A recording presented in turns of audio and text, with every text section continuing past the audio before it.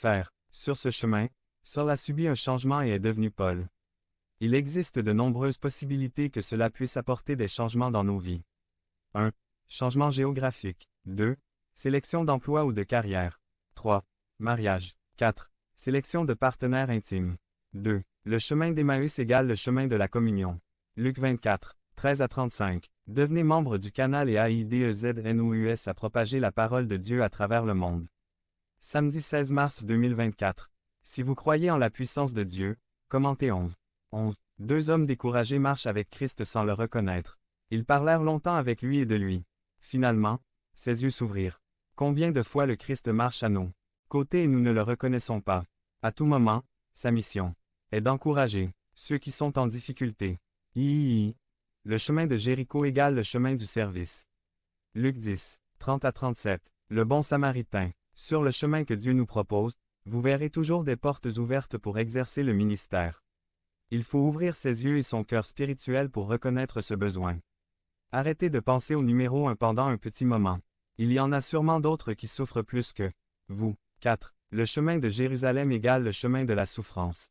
Matthieu 16, 21. Dès lors, Jésus commença à déclarer à ses disciples qu'il lui fallait aller à Jérusalem et souffrir beaucoup de choses de la part des anciens, des principaux sacrificateurs et des scribes.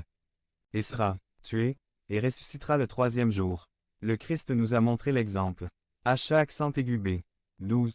De regardant Jésus, l'auteur et le perfectionneur de la foi, qui, pour la joie qui lui était proposée, a enduré la croix, méprisé l'ignominie, et s'est assis à la droite du trône de Dieu. 2a. Tim. 3. 12. Et aussi tous ceux qui veulent vivre pieusement en Jésus-Christ seront persécutés. Point. La maturité vient de la souffrance. Au mieux, notre première pensée est d'éviter cette voie. 1a. Pierre 5, 10. Et le Dieu de toute grâce, qui nous a appelés à sa gloire éternelle par le Christ Jésus, après que vous ayez souffert un peu de temps, qu'il vous perfectionne, vous affermisse, vous confirme et vous affermisse. V. Le chemin du reste égale la sortie d'Égypte. Esaïe 11, 16. Et il y aura un chemin pour le reste de son peuple, qui sera laissé d'Assyrie, comme il y en avait pour Israël au jour où ils remontèrent du pays d'Égypte. Dieu a appelé tous ses saints hors d'Égypte le monde. Le monde n'est pas notre maison. C'est un chemin de sanctification. 2a. Cor. 6, 17. Sortez donc du milieu d'eux et séparez-vous, dit le Seigneur, et ne touchez pas à ce qui est impur. Et je vous recevrai. Devenez membre de la chaîne et AIDEZNOUS à propager la parole de Dieu à travers le monde. Samedi 16 mars 2024. Parlez à Dieu en 5 minutes. Description de la vidéo. Colossiens 2, 21. Tel que ne touchez pas, ne goûtez pas, ne conduisez pas. Devenez membre de la chaîne et AIDEZNOUS à repasser la parole de Dieu dans le monde entier. Samedi 16 mars 2024. Si vous croyez en la puissance de Dieu, commentaire 11. 11 résumé. Des disciplines spirituelles. Point. Les disciplines spirituelles sont une échelle de croissance. Par Wilbur Madera Rivas. Facteur de croissance. Discipline spirituelle Psaume 119. 97 à 104. Intro. Ma mère vivait à Seyé, qui se trouve actuellement à environ 20 minutes de Mérida. Mais, il y a 50 ans, il était assez difficile d'y accéder. Mon père nous dit qu'il allait la voir en moto. Il a mis du temps à y arriver et il avait même un peu peur d'y aller seul. J'ai donc emmené mon oncle, qui étudiait à Mérida, pour l'accompagner et voir sa famille en chemin. Et tout ça pourquoi? Elle est arrivée et ils se sont assis dans le salon pour discuter, mais la grand-mère était assise sur la chaise en face. Après un moment de conversation, l'odyssée du retour à Mérida en moto a commencé. C'est peut-être pour cela que la cour n'a duré que 6 mois, puis ils se sont mariés. Tout ce que vous faites pour passer du temps avec quelqu'un de spécial pour vous.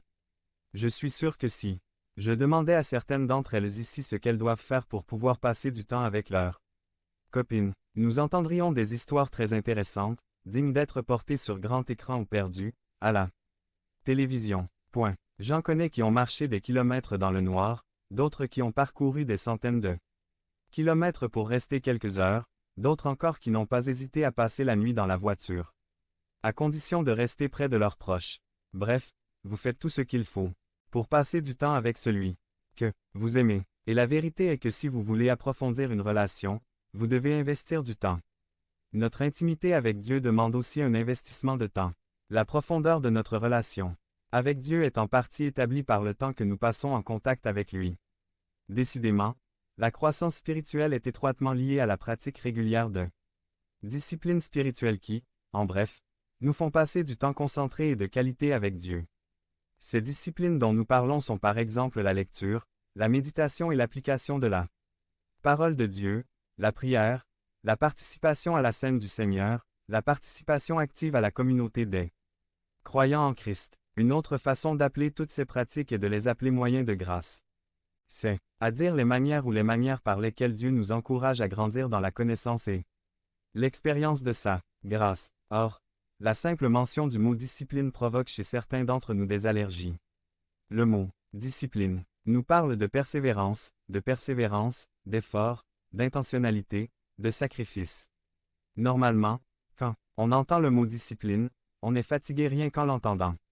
Et cette perspective sur les disciplines spirituelles est la première chose que nous devons changer. Les disciplines spirituelles ne sont pas des règles, des fardeaux, des punitions que nous devons accomplir, mais plutôt des voies ou des moyens de grâce que notre Père aimant nous a donnés pour que nous puissions grandir dans l'intimité avec lui. En pratiquant régulièrement et avec joie les disciplines spirituelles, nous découvrirons, en fin de compte, une relation croissante et passionnée avec Dieu et cela, à son tour, nous amènera à continuer à pratiquer les disciplines avec joie. Autrement dit, nous commençons un cercle de grâce dans nos vies.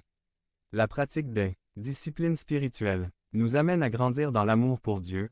L'amour pour Dieu nous amène à pratiquer encore plus et avec plus de joie les disciplines spirituelles. Nous devons donc commencer à considérer les disciplines spirituelles comme une échelle pour grandir dans l'amour de Dieu. Au fur et à mesure que nous les pratiquons, nous devenons de plus en plus forts, et lorsque nous les abandonnons, devenez membre de la chaîne et AIDEZNOUS à propager